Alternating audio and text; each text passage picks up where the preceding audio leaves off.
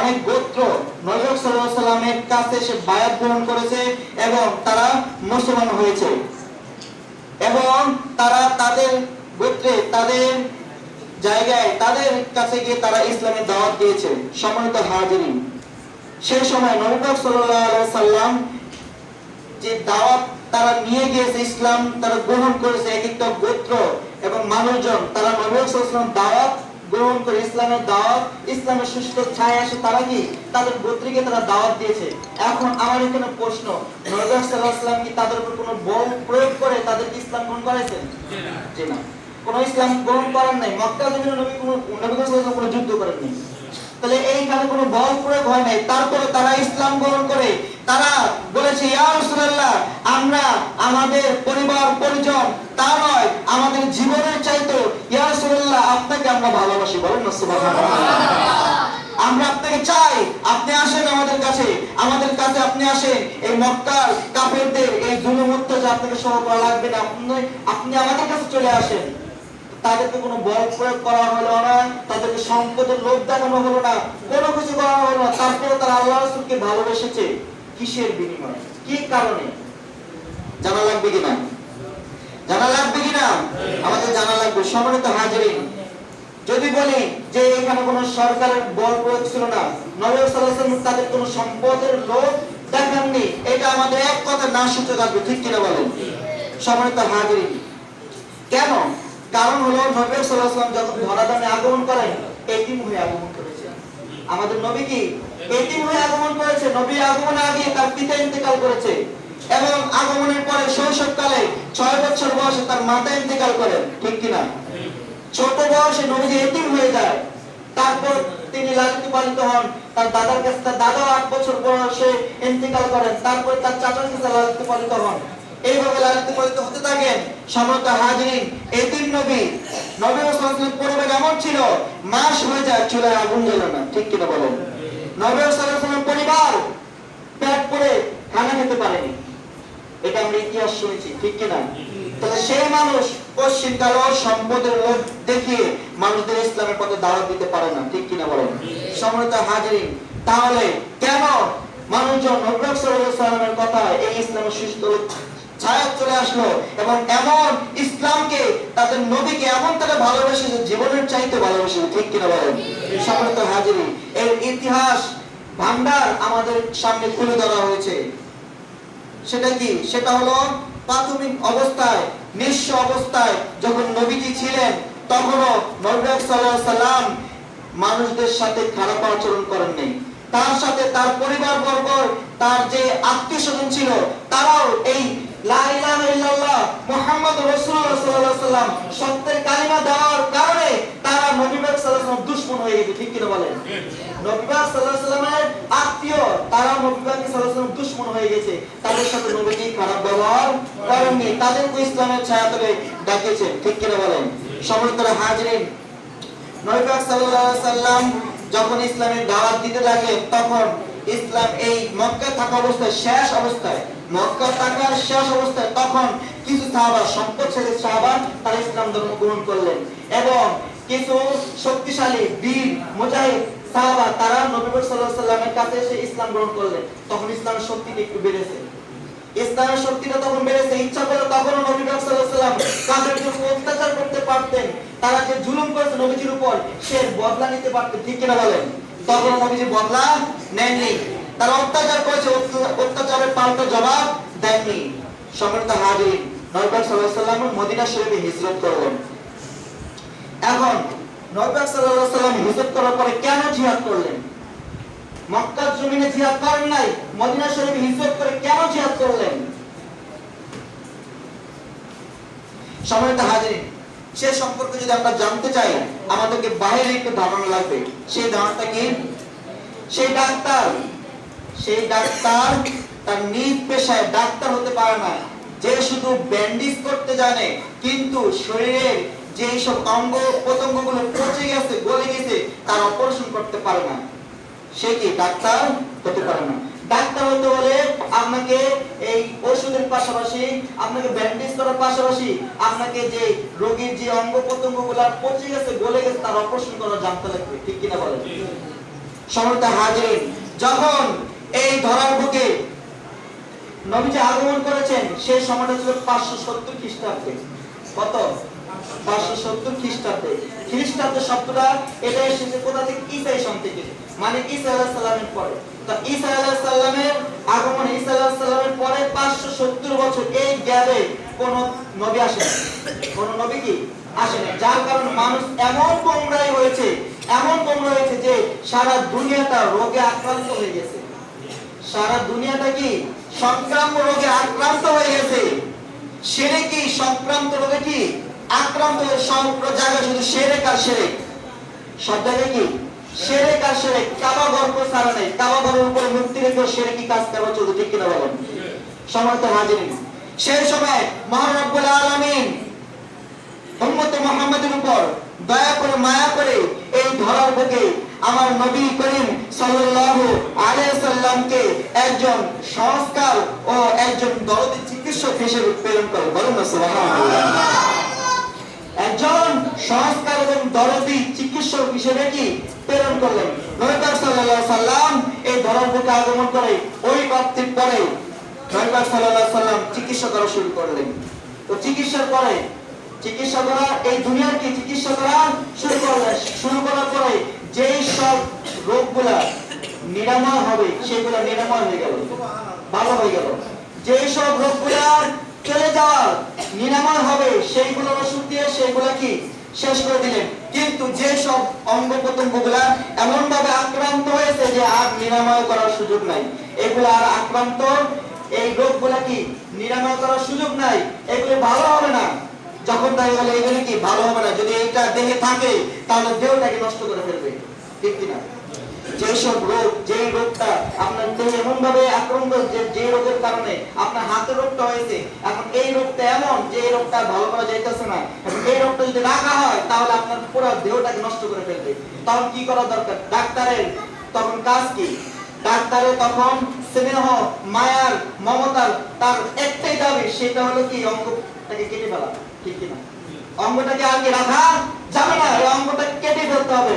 সম্মানিত হাজিরিন, যখন কাফেরদেরকে আল্লাহ রাসূল সাল্লাল্লাহু আলাইহি ওয়াসাল্লাম ইসলামের সুশীতল ছায়ায় দাওয়াত দিতে লাগলেন, যখন দেখলেন এমন সব কাফেররা যারা নাকি ইসলামে তো আসবেই না, যারা ইসলাম গ্রহণ করে তাদের উপর জুলুম নির্যাতন করা শুরু করে দিয়েছে, ঠিক কিনা বলেন? তখন আল্লাহ রাসূল সাল্লাল্লাহু আলাইহি ওয়াসাল্লাম মদিনা শরীফ থেকে ওই সকল যে সকল রোগগুলো কি নিরাময় হবে না তাদেরকে কি একবার শেষ করে দিতে হবে, তখন আল্লাহ রাসূল এই যুদ্ধের পন্থা জিহাদের এই অবলম্বন করলেন, ঠিক কিনা বলেন? সম্মানিত হাজিরিন, সেই জিহাদের তাহলে মূল উদ্দেশ্য কি? জিহাদের মূল উদ্দেশ্য ছিল আক্রান্ত এবং প্রতিরোধমূলক সকল অভিযান গুলা পরিচালনা করাই ছিল জিহাদের মূল উদ্দেশ্য। সম্মানিত হাজিরিন, জিহাদের এখন নিয়ম নীতি, জিহাদ এখন শুরু হইব, জিহাদ শুরু করবে, যুদ্ধ করবে, যুদ্ধতে একটা নিয়ম নীতি আছে। কারণ আমরা হলো মুসলমান, আমরা কি, আমাদের ধর্ম কি ইসলাম, আমাদের চলার জন্য একটা গাইডলাইন, একটা কিতাব আছে, ঠিক কিনা? সেই কিতাবটার নাম কি? আল কোরআন। আমরা যত দুনিয়ার যত জিনিসপত্র কিনি, সকল জিনিসের সাথে একটা ছোট্ট একটা বই দেওয়া হয়, এই জিনিসটা কি আপনি কিভাবে পরিচালনা করবেন, এই জিনিসটা কিভাবে ব্যবহার করবেন, ব্যবহার বিধি, ঠিক কিনা বলেন? ঠিক তেমনি ভাবে আমরা মুসলমান হয়েছি, ইসলাম ধর্মকে গ্রহণ করেছি, আমাদের চলার জন্য সকল কর্মক্ষেত্রে চলার জন্য সেই গাইড বইটা সেটা হলো কি আল কোরআন। সম্মানিত হাজিরিন, এখন নবী সাল্লাল্লাহু আলাইহি ওয়াসাল্লাম যে যুদ্ধ করবে, যুদ্ধের একটা নীতি আছে, নিয়ম কানুন, ঠিক কিনা বলেন? যুদ্ধে সবাই আসলে সবাইকে মেরে দিবে না, যুদ্ধে একটা নিয়ম নীতি আছে। সেই নিয়ম নীতিটা কি?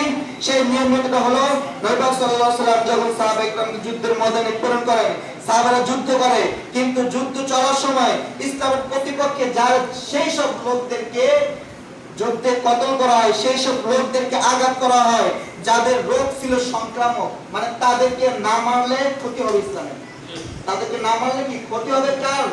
ইসলামের প্রতি, তাদেরকে তাদের উপর আঘাত করা হয়েছে।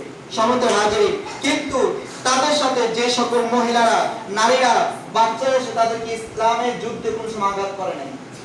আঘাত কি ইসলামের ইতিহাস নাই যে কোন যুদ্ধে এই নারীদের উপর আঘাত করা হয়েছে, নারীদের উপর তরবারি ধরা হয়েছে, বাচ্চাদের উপর তরবারি, না, ইসলামের এই নিয়ম নীতি নাই। ইসলামের নিয়ম হলো সংক্রামক, যেটা যাকে কি আঘাত না করলেই নয় তাকে আঘাত করা হয়েছে, এছাড়া নারীদেরকে ইসলাম আঘাত করে না যুদ্ধের ময়দানে। তারপরে যুদ্ধের ময়দানে যে সকল ধর্মীয় পণ্ডিত যাদেরকে যুদ্ধে আনা হয়েছে তারা আসতে চায় না, জোরপূর্বক আনা হয়েছে, তাদেরকে ইসলামে এই সাহাবায়ে কেরামরা যুদ্ধরত তাদেরকে আঘাত করে নাই। এমনি ভাবে যাদেরকে যুদ্ধে জোরপূর্বক অংশগ্রহণ করানো হয়েছে যে তোমাকে যুদ্ধ করতেই হবে, তাদেরকে ইসলাম আঘাত করেননি। এমনকি যারা সৎ স্বভাবের অধিকারী, যারা দানশীল, ভালো সচরিত্র অধিকারী এমন যদি পাওয়া যায় তো আল্লাহ রাসূল জানতে পারতো, তাদেরকে আল্লাহ রাসূল আঘাত করতে নিষেধ করতেন। বলেন না সুবহানাল্লাহ। এই ছিল যুদ্ধের নিয়ম নীতি। কিন্তু পাশ্চাত্য দেশে দেখা যায় না, এই নিয়ম নীতি নাই। তাদের যুদ্ধের নিয়ম লুটতরাজ করো, সম্পদ লুট করো, নারী লুট করো, এইভাবে তাদের যুদ্ধের নিয়ম নীতি। তাদের তার আমাদেরটা এক হতে পারে না। আমাদের একটি আইনি কাজ আছে, আমরা আল্লাহর আল কালাম মুল্লাহ শরীফ দেখে আমরা সকল কিছু করি, ঠিক কিনা বলেন? সম্মানিত হাজিরিন, এই হলো যুদ্ধের নিয়ম নীতি। এখন আমরা যে এই যুদ্ধ আল্লাহ সাল্লাল্লাহু আলাইহি ওয়াসাল্লাম যে যুদ্ধ করেছেন, এই জিহাদের একটি লক্ষ্য, একটি উদ্দেশ্য আছে। জিহাদ করার কারণটা কি? কেন আমরা তাদেরকে কতল করতেছি, কেন তার যুদ্ধের ময়দানে আমরা অবতীর্ণ হইতেছি, এটার কারণ আছে, উদ্দেশ্য আছে, ঠিক কিনা বলেন? সেই কারণটা কি? সেই কারণ হলো প্রতিরক্ষামূলক। মুসলমান তখন আঘাত করে যখন কাফের আঘাত করে। মুসলমানরা আগে আঘাত করে নাই, মুসলমানরা কি পশ্চিমবঙ্গ আগে আঘাত করে নাই, যখন কাফের আঘাত করছে তখন প্রতিরক্ষামূলক আঘাত হয়েছে, ঠিক কিনা বলেন? সম্মানিত হাজির, ঠিক তেমনি ভাবে জিহাদের উদ্দেশ্য, মূল উদ্দেশ্য এবং জিহাদের লক্ষ্য হলো সচরিত্র বিকাশ সাধন, এবং ইসলামের হেফাজত। আর ইসলামের হেফাজতের জন্য আল্লাহ রাসূল সাল্লাল্লাহু আলাইহি ওয়াসাল্লাম যুদ্ধে পতিত হয়েছে, ঠিক কিনা বলেন? ইসলামকে হেফাজত করতে হবে। ইসলামের হেফাজতের, ইসলাম প্রচারের পথে যারা বাধা প্রদান করে, ইসলাম প্রচারের ক্ষেত্রে যারা বাধা প্রদান করে, তাদের মূলোৎপাটন করে এই যুদ্ধের, জিহাদের মূল লক্ষ্য, ঠিক কিনা বলেন? যারা ইসলামকে মিটিয়ে দিতে চায় তাদেরকে মিটানোর জন্য এই জিহাদ, ঠিক কিনা বলেন? সম্মানিত হাজিরিন, এমনকি তাই নয়, অত্যাচারিত লোকদেরকে, যাদের উপর অত্যাচার করা হয়, জুলুম করা হয়, সেই দুর্বল লোকদেরকে, অত্যাচারিত লোকদের হাত থেকে বাঁচানোর জন্য ইসলাম জিহাদ করেছে, ঠিক কিনা বলেন? সম্মানিত হাজিরিন, এছাড়া আর কোনো কারণে ইসলাম জিহাদ করেননি। সম্মানিত হাজিরিন, রাসূলুল্লাহ সাল্লাল্লাহু আলাইহি ওয়াসাল্লাম মদিনায় যখন হিজরত করলেন, মদিনা হিজরতের পরে এই জিহাদ এবং এই ধারাবাহিকতা, জিহাদ, এই গাজওয়া সারির ধারাবাহিকতা শুরু হয়ে গেল। এই জিহাদের কি পন্থা ধারাবাহিকতা কি শুরু হয়ে গেল, একের পর এক যুদ্ধ হতেই লাগলো। সম্মানিত হাজিরিন, তো নবী সাল্লাল্লাহু আলাইহি ওয়াসাল্লাম, আগে আমি বলেছি, নবী সাল্লাল্লাহু আলাইহি ওয়াসাল্লাম যে যুদ্ধে নিজে শরীক হয়েছে, যে যুদ্ধে স্বয়ং তিনি উপস্থিত ছিলেন, সেই যুদ্ধকে বলা কি গাজওয়া। আর যে সব যুদ্ধে নবী সাল্লাল্লাহু আলাইহি ওয়াসাল্লাম যাননি, সেনাপতি করে সাহাবায়ে কেরামদের মধ্য থেকে একজনকে নিযুক্ত করে সেনাপতি করে পাঠিয়েছেন, তাই সেই যুদ্ধকে বলা হয় সারিয়া। সেই যুদ্ধকে কি বলা হয়? সারিয়া। সম্মানিত হাজির, নবী সাল্লাল্লাহু আলাইহি ওয়াসাল্লাম যে যুদ্ধে উপস্থিত ছিলেন, সেই যুদ্ধের সংখ্যা ছিল 33টি। কয়টি? যে সব যুদ্ধে নবীজি অংশগ্রহণ করেছেন, কিন্তু ওই সব যুদ্ধে 33টা যুদ্ধে নবীজি অংশগ্রহণ করেছে, কিন্তু সবটি যুদ্ধে মারামারি হয় নাই, মানে আঘাত প্রতিঘাত হয় নাই। অনেক যুদ্ধে নবীজি স্বয়ং গিয়েছে কিন্তু যুদ্ধ হয়নি, উপস্থিত ছিলেন কিন্তু যুদ্ধ কি হয় নাই। তো যে সব যুদ্ধে নবীজি উপস্থিত হয়েছে, সেই সব যুদ্ধের সংখ্যা কয়টি? 33টি। এবং যে সব যুদ্ধগুলোতে নবী সাল্লাল্লাহু আলাইহি ওয়াসাল্লাম সাহাবায়ে কেরামদেরকে পাঠিয়েছেন সেনাপতি করে, সেই যুদ্ধের সংখ্যা হলো 43টি। কয়টি? এর থেকে বেশি আছে, যারা মানে মত বিনিময় আছে, দেখা যায় দুইজনকে পাঠিয়েছে, দুইজন সাহাবাকে পাঠিয়েছে একজনকে বন্দী করার জন্য। ওইটাকে যুদ্ধ বলা হয়েছে, ওইটাকে যুদ্ধে সারিয়া বলা হয়েছে। তো সারিয়া এই সেনাপতিকে নিযুক্ত করে পাঠানো হয়েছে, এর সংখ্যা কয়টি? 43টি। কয়টি? আর নবী সাল্লাল্লাহু আলাইহি ওয়াসাল্লাম স্বয়ং যুদ্ধ করেছে, এর সংখ্যা হলো 33টি।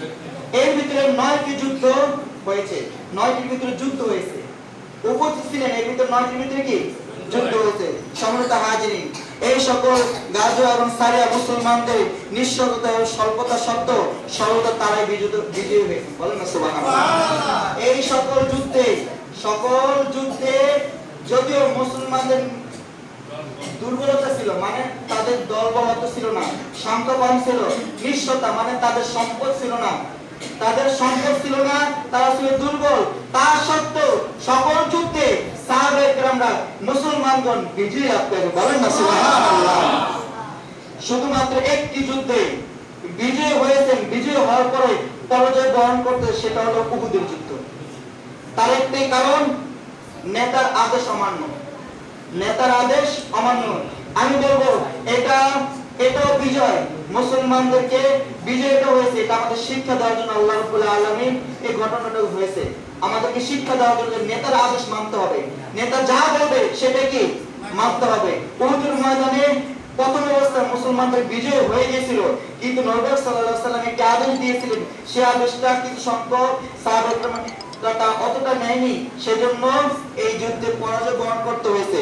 কিন্তু এটাও বিজয় কি হয়েছে, এই যুদ্ধে কি বিজয় হয়েছে। সম্মানিত হাজির, তাহলে সকল যুদ্ধে নবী সাল্লাল্লাহু আলাইহি ওয়াসাল্লাম যে যুদ্ধগুলা পাঠিয়েছেন, নিজে অংশগ্রহণ সকল যুদ্ধে মুসলমানদের কি হয়েছে, বিজয় হয়েছে। তো আমরা আজ যদি আমাদের ভিতরে সেই ঈমানি জজ্বা থাকে, সেই ঈমান যদি সাহাবায়ে কেরামদের ভিতরে যে ঈমান ছিল, সেই ঈমান যদি আজ বিদ্যমান থাকে, তাহলে আজকের জিহাদ হলো নফসের জিহাদ। কিসের জিহাদ? নফসের সাথে জিহাদ। সেই জিহাদে আমরা উত্তীর্ণ হয়ে বিজয় লাভ করতে পারবো যদি সাহাবায়ে কেরামদের মতো মন মানসিকতা, তারা নবীকে যেভাবে ভালোবেসেছে, আল্লাহকে যেভাবে ভয় করেছে, সেই আল্লাহ পাকের ভয়, নবীজির ভালোবাসা আজ যদি আমাদের অন্তরে থাকে, তাহলে আজকে আমরা বিজয়ী হবে নফসের সাথে।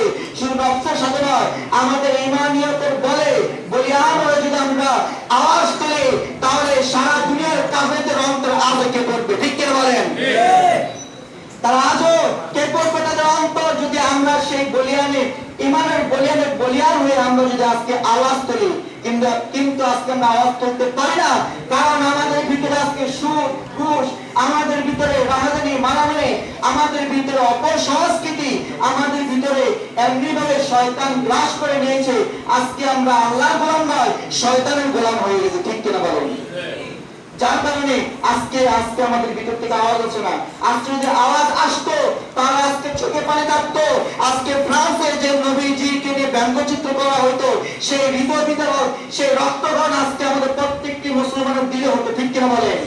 কিন্তু আজকে আমরা অনেকেই জানি না। আজকে সেই সম্পর্কে আমাদের মনে কোনো ব্যথা নেই, আমাদের মনে কোনো রক্তক্ষরণ নেই। কারণ কি? সেই ঈমান আমাদের ভিতরে নেই। সাহাবায়ে কেরামদের ভিতরে যে ঈমান ছিল, সেই ঈমান আজকে আমাদের ভিতরে নেই, যার কারণে আজকে আমাদের অন্তরে রক্তক্ষরণ হয় না।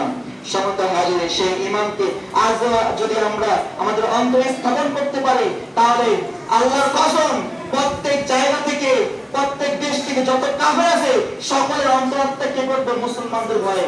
তারা নবী পাক সাল্লাল্লাহু আলাইহি ওয়াসাল্লাম দূরে থাক, কোন আলেমদের সামনে তারা কটূক্তি করতে পারবে না। ঠিক কি বলেন? সম্মানিত হাজির, সেই ঈমান যেন আল্লাহ পাক আমাদেরকে নসিব দান করুন। আমিন। সম্মানিত হাজির, তো নবী পাক সাল্লাল্লাহু আলাইহি ওয়াসাল্লাম হিজরত করেন মদিনাতুল মুনাওয়ারায়। প্রথম হিজরিতে নবী পাক সাল্লাল্লাহু আলাইহি ওয়াসাল্লাম নিজে কোনো যুদ্ধে অংশগ্রহণ করেননি, দুইটি সারিয়া প্রেরণ করেছেন। এই হলো প্রথম যুদ্ধ। তো দুইটি সারিয়ার মধ্যে প্রথম সারিয়া হামজা রাদিয়াল্লাহু আনহু প্রেরণ করেন সেনাপতি হিসেবে। তার সাথে সঙ্গে ছিল 60 জন। 60 জনকে সাদা পতাকা দিয়ে আল্লাহ রাসূল সাল্লাল্লাহু আলাইহি ওয়াসাল্লাম প্রেরণ করেন। তো তারা যখন সমুদ্রের উপকূলে উপস্থিত হন, তখনই ওই যেই যুদ্ধে যেই স্থানে পাঠানো হয়, সেই যুদ্ধে সেই যে সর্দার ছিল, তিনি মধ্যস্থ স্থাপন করে ওই যুদ্ধকে রহিত করে দেন। তো যুদ্ধ আর হয়নি। তারপরে আপনার আরেকটা সারিয়া প্রেরণ করা হয়, সেটা হলো আবু উবাইদা রাদিয়াল্লাহু আনহুকে। এই যুদ্ধে গিয়ে সর্বপ্রথম ইসলাম শত্রুর বিরুদ্ধে তীর নিক্ষেপ করেন। এই প্রথম আপনার প্রথম হিজরিতে আপনার রমজানুল মুবারকে এই যুদ্ধটা, এই সারিয়াটা প্রেরণ করা হয়। সম্মানিত হাজির, তার প্রথম হিজরি চলে যাওয়ার পর দ্বিতীয় হিজরিতে আল্লাহ সাল্লাল্লাহু আলাইহি ওয়াসাল্লাম স্বয়ং উপস্থিত থেকে 5টি গজল সংঘটিত হয়। কয়টি? 5টি। এবং সারিয়া মানে সেনাপতি হিসেবে পাঠানো হয় 3টি যুদ্ধে। কয়টি? 3টি। 5টি যুদ্ধে আল্লাহ সাল্লাল্লাহু উপস্থিত ছিলেন। তার সেই 5টি যুদ্ধের ভিতরে সবচেয়ে যেটা ইসলামের জন্য একটি বিজয়ী যুদ্ধ, সেটা হলো বদরের যুদ্ধ। বলেন না সুবহানাল্লাহ। যেই যুদ্ধের কারণে ইসলাম বিজয়ী হওয়ার কারণ, যেই যুদ্ধে আল্লাহ পাক স্বয়ং, আল্লাহ পাকের পক্ষ থেকে স্বয়ং সাহায্য এসেছে। বলেন না সুবহানাল্লাহ। যে যুদ্ধের বিজয়ের ঘোষণা যুদ্ধের আগে স্বয়ং আল্লাহ রাব্বুল আলামিন আল্লাহ রাসূলকে জানিয়ে দিয়েছে। বলেন না সুবহানাল্লাহ। আল্লাহ রাসূলকে যুদ্ধের আগের রাতে আল্লাহ পাক আল্লাহ রাসূলের কে জানিয়ে দিয়েছেন কোথায় কোন কাফের মারা যাবে, কোথায় মারা যাবে, কোন জায়গায় সে নিপতিত হবে, এইগুলি দেখিয়ে দিয়েছে। বলেন না সুবহানাল্লাহ। এই বদর মদিনা থেকে 80 মাইল দূরে, মদিনা থেকে 80 মাইল দূরে একটি কূপ আছে, সেই কূপটার নাম হলো বদর। সেই কূপটার নাম কি? বদর। এবং ওইখানে একটি পাশে একটি গ্রাম আছে, ওই গ্রামটার নামকরণ করা হয় বদর। সম্মানিত হাজিরিন, সেইখানে এই বদরের যুদ্ধ সংগঠিত হয়। সম্মানিত হাজিরিন, আল্লাহ রাসূল সাল্লাল্লাহু আলাইহি ওয়াসাল্লাম এই যুদ্ধ করার জন্য সর্বপ্রথম যাননি।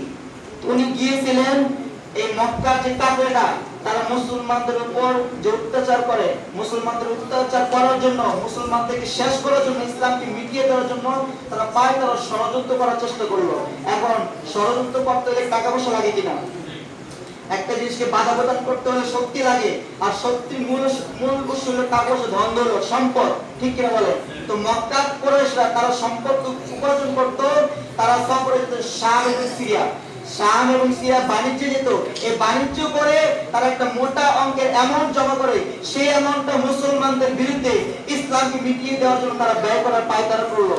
এই খবর যখন আল্লাহ রাসূলের কাছে আসলো, তখন আল্লাহ রাসূল সেই বাণিজ্যিক কাফেররা যখন আসতেছে মক্কা যাবে, আবু সুফিয়ান ছিল সেই কাফেলার নেতা। তিনি এই বাণিজ্যিক কাফেলাটাকে নিয়ে যাবে, তাকে আবার সবকিছু ধন দৌলত মক্কা নিয়ে পৌঁছাবে।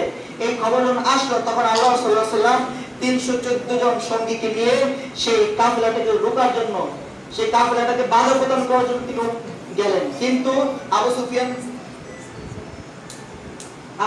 খবর পেয়ে যখন জানতে পারলেন যে আল্লাহ সাল্লাল্লাহু আলাইহি ওয়াসাল্লাম রওনা হয়েছে এই সাহাবায়ে কেরামদেরকে নিয়ে, তখন তিনি একজনকে পাঠিয়ে দিলেন মক্কার জন্য, যাও বলো গিয়ে যে মুহাম্মদ রাসূলুল্লাহ সাল্লাল্লাহু আলাইহি ওয়াসাল্লাম সর্বসঙ্গী নিয়ে, তার সাহাবায়ে কেরামদের নিয়ে এই বাণিজ্যিক কাফেলাকে, এই কাফেলা সকলকে লুটতরাজ করার জন্য সে আসতেছে। তুমি কি খবর পৌঁছাও এবং বলো তারা যেন রণসজ্জে সজ্জিত হয়ে যুদ্ধের জন্য প্রস্তুতি গ্রহণ করে, তারা যেন এই মুহাম্মদ রাসূলুল্লাহ সাল্লাল্লাহু আলাইহি ওয়াসাল্লাম তাদের সঙ্গীদের সাথে লিপ্ত হয়। সম্মানিত হাজিরিন, আল্লাহ রাসূল সাল্লাল্লাহু আলাইহি ওয়াসাল্লাম মক্কা থেকে মদিনাতুল মুনাওয়ারা থেকে 40 মাইল দূরে রাওহা নামক স্থানে স্থগিত করলেন এই কাফেলা। নারে তাকবীর, নারে তাকবীর, মনে কি ওদের পীর সাহেব হুজুর কিবলা জিন্দাবাদ, নারে তাকবীর, মুহাম্মদ সাল্লাল্লাহু আলাইহি ওয়াসাল্লাম মাহফিল, নারে তাকবীর, আল্লাহু আকবার। আলহামদুলিল্লাহ, আমাদের মাঝে আমাদের মাথার মুকুট, আমাদের মাথার তাজ সমতুল্য, আমাদের প্রাণপ্রিয় পীর সাহেব হুজুর কিবলা আগমন করেছেন। আমরা খুশি না বাজার? আমরা খুশি না বাজার? আল্লাহ রাব্বুল আলামিন হুজুরকে নেক হায়াত দারাজ করুন, বলুন আমিন। এবং হুজুর কিবলা এই দরবারের প্রতি যেভাবে প্রাণ দিয়ে এই খেদমত করতেছে, হুজুর কিবলা এই দরবারকে এগিয়ে নেওয়ার জন্য, আমাদেরকে এই মাদ্রাসা ছাত্রকে প্রতিষ্ঠান করার জন্য যে অক্লান্ত পরিশ্রম করতেছে, এই পরিশ্রমকে আল্লাহ রাব্বুল আলামিন কবুল করুন, বলুন আমিন। এবং হুজুর কিবলা যে মনে যে আশা এই দরবারকে সুন্দর করার জন্য, প্রতিষ্ঠানকে সুন্দর করার জন্য, এবং সারসিনা শরীফে আলা হযরত পীর সাহেব হুজুর কিবলাকে এই দরবারে আনার জন্য হুজুর কিবলা যে চেষ্টা করতেছে, আমরা দোয়া করব আল্লাহ পাক যেন কবুল করেন, এবং আমরা যেন এই দরবারে সারসিনা শরীফে আলা হযরত হুজুর কিবলার পদধূলিতে এই দরবার যেন ধন্য হয়, বলুন আমিন। সম্মানিত হাজিরিন, নবী পাক সাল্লাল্লাহু আলাইহি ওয়াসাল্লাম রাওহা নামক স্থানে এই কাফেলা স্থগিত করলেন। কাফেলা স্থগিত করার পরে যখন জানতে পারলেন আবু সুফিয়ান চলে গেছে এবং রণসজ্জায় সজ্জিত হয়ে কাফের দলের, মক্কার কুরাইশ কাফের দলের বড় বড় নেতারা, তারা 1000 সৈন্য নিয়ে তারা যখন এই বদরের প্রান্তে আসতেছে, এই খবর যখন পাইলেন, তখন সাহাবায়ে কেরামের সাথে পরামর্শ করলেন। কি করলেন? পরামর্শ করলেন। পরামর্শ করে কার সুন্নাত? নবী পাক সাল্লাল্লাহু আলাইহি ওয়াসাল্লাম সুন্নাত। কার সুন্নাত? আমরা সব পরামর্শ করি কিনা? সম্মানিত হাজিরিন, এটা আমরা দেখতে পাই আমাদের হুজুর কিবলার ভিতরে। বলুন সুবহানাল্লাহ। হুজুর কিবলা যখনই দরবারে ছোট থেকে ছোট যেই কাজটি করে পরামর্শ করে, ঠিক কিনা? কয়েকজন নিয়ে যে কোনো হুজুর কিবলাকে পরামর্শ করে, রাসূলুল্লাহ সাল্লাল্লাহু আলাইহি ওয়াসাল্লামের সুন্নাতকে জিন্দা রাখে। পরামর্শের কারণে অসংখ্য ফায়দা। সম্মানিত হাজিরিন, তো হুজুর কিবলা রাসূল আকরাম সাল্লাল্লাহু আলাইহি ওয়াসাল্লাম কি করলেন? সাহাবা একরামদেরকে নিয়ে কি পরামর্শ করলেন যে মক্কার কুরাইশরা তো সজ্জিত হয়ে 700 উট নিয়ে, কয়শত? 700 উট নিয়ে 300 ঘোড়সওয়ার মানে ঘোড়াসওয়ার নিয়ে তারা আসতেছে রণসজ্জা সজ্জিত হয়ে যুদ্ধ করার জন্য। আমরা তো যুদ্ধ করার জন্য আসি নাই, সাহাবা একরামদের কথা, আমরা তো যুদ্ধ করার জন্য আসি না, আমরা আসছিলাম কি জন্য? কাফেলাকে প্রতিরোধ করার জন্য। এখন কি করব? তখন সাহাবা একরামরা আনসার সাহাবা মানে নবী সাল্লাল্লাহু আলাইহি ওয়াসাল্লাম হিজরত করার পরে যেই সকল মুসলমানরা মদিনায় ছিল তাদেরকে বলা আনসার। আর যারা নাকি নবী সাল্লাল্লাহু আলাইহি ওয়াসাল্লামের সাথে এবং পরবর্তীতে মক্কা থেকে আসছে হিজরত করে তাদেরকে বলা কি? মুহাজির। তাদেরকে কি বলা হয়? মুহাজির সাহাবা। মনে রাখবেন, প্রশ্নগুলো মনে রাখবেন, জানা রাখবেন, জানলে আপনি ইসলামকে জানতে হবে। আজকে আমরা জানি না তো, আজকে আমরা ইউটিউব বিভিন্ন চ্যানেলে গান বাজনা নাটক এইগুলো আমাদের সন্তানদেরকে দেখার জন্য, শোনার জন্য। আজকে আমরা সাহাবা একরামদের জীবনী নিজেও জানি না, আমাদের সন্তানকে শোনাই না। ঠিক কিনা বলেন? সাহাবা একরামদের অক্লান্ত পরিশ্রম, তাদের রক্তের ফোঁটার বিনিময়ে, তাদের জীবনের উৎসর্গ বিনিময়ে ইসলাম এসেছে। সেই সাহাবা একরামরা তারা কিভাবে আল্লাহকে রাজি খুশি করেছে, আল্লাহকে ভালোবেসেছে, নবী পাক সাল্লাল্লাহু আলাইহি ওয়াসাল্লামকে ভালোবেসেছে, সেই সাহাবা একরামদের জীবনী আমরা জানি না, আমরা শুনি না, আমরা আমাদের সন্তানদেরকে, আমাদের পরিবারবর্গকে আমরা শোনাই না। সম্মানিত হাজিরিন, লাগবে কিনা? লাগবে কিনা? সাহাবা একরামদের জীবনী জানা লাগবে। আজকে আমরা অনেক ইতিহাস জানি, কিন্তু সাহাবা একরামদের ইতিহাস আমরা জানি না। আল্লাহ রাব্বুল আলামিন আমাদেরকে জানার তৌফিক দান করুন। আমিন। সম্মানিত হাজিরিন, আনসার এবং মুহাজির সাহাবারা তারা আল্লাহর রাসূলকে বলে, ইয়া রাসূলুল্লাহ, আমাদের জীবন উৎসর্গ করে দেব আল্লাহর নামে, আপনার কদমে আমাদের জীবন হাজির। ইয়া রাসূলুল্লাহ, আপনি হুকুম করেন, আমরা যুদ্ধ করতে প্রস্তুত আছি। বলেন না সুবহানাল্লাহ। আমরা যুদ্ধ করতে প্রস্তুত আছি। আমরা আমাদের নিজের জীবন দিয়ে হলো ইসলামকে ধরে রাখবো, আমরা নিজের জীবন দিয়ে হলো আপনার সম্মানকে, আপনার ইজ্জতকে আমরা রক্ষা করব। বলেন না সুবহানাল্লাহ। আমরা যুদ্ধ করতে প্রস্তুত আছি। সম্মানিত হাজিরিন, সাহাবা একরামদের সাথে পরামর্শ করে আল্লাহ সাল্লাল্লাহু আলাইহি ওয়াসাল্লাম বদরের অভিমুখে রওনা করলেন। তো বদরে সর্বপ্রথম তো কাফেররা চলে আসছে।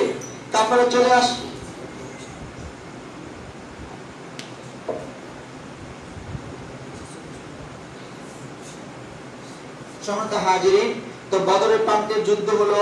অসংখ্য কাফেররা, মক্কার যারা নাকি বড় বড় কাফেররা, আবু জাহেল, উতবা সাহেবা, যারা নাকি শক্তিশালী এবং নবীজিকে অনেক কষ্ট দিয়েছে, জুলুম নির্যাতন করেছে, তারা এই যুদ্ধে শহীদ হয়ে গেল। শহীদ হওয়ার কারণে এই যুদ্ধে কাফেরদের 70 জন নিহত হলো এবং 70 জন কি 70 জন বন্দী হলো। 70 জন নিহত হলো এবং 70 জন বন্দী হলো এবং আপনার 14 জন সাহাবা এই যুদ্ধে তারা শহীদ হলেন। 6 জন হলো আপনার মুহাজির আর 8 জন হলো আনসার সাহাবী। এই যুদ্ধে বিজয়ের মাধ্যমে ইসলামের একটি নতুন অধ্যায় উন্মোচিত হলো। কাফেরদের ভিতরে খবর হয়ে গেল যে মুসলমানদের ঈমানের কত পাওয়ার। মুসলমান যা বলে আল্লাহর তরফ থেকে, আল্লাহ রাসূল সাল্লাল্লাহু আলাইহি ওয়াসাল্লাম নিজে থেকে কিছু বলে না। যে বিজয় ঘোষণা আল্লাহ পাক দিয়েছে, সেই বিজয়ী মুসলমানরা কি আল্লাহ পাক দান করেছে। বলেন না সুবহানাল্লাহ। আল্লাহ রাব্বুল আলামিন আমাদেরকে বোঝার এবং সাহাবা একরামদের জীবন আদর্শ আমাদের জীবনে যেন বাস্তবায়ন করতে পারে। আল্লাহ রাসূলের কথা যে আসহাবুকান নুজুম, সাহাবা হলো তারকা সমতুল্য। যেই কোন সাহাবা একরাম আমরা অনুসরণ করলে আমরা সঠিক পথ পেয়ে যাব। আল্লাহ পাক রব্বুল আলামিন সাহাবা একরামদের জীবনী আমাদেরকে জানার এবং তাদের জীবনে যেইভাবে আল্লাহকে ভালোবেসেছে, আল্লাহকে ভয় করেছে, আল্লাহ রাসূলকে ভালোবেসেছে, সেই জীবনী যেন আমাদের জীবনে বাস্তবায়ন করতে পারে। আল্লাহ পাক আমাদেরকে তৌফিক দান করুন। আমিন। ওয়া আখিরু দাওয়ানা আলহামদুলিল্লাহি রাব্বিল আলামিন। আসসালামু আলাইকুম ওয়া রাহমাতুল্লাহি ওয়া বারাকাতুহু।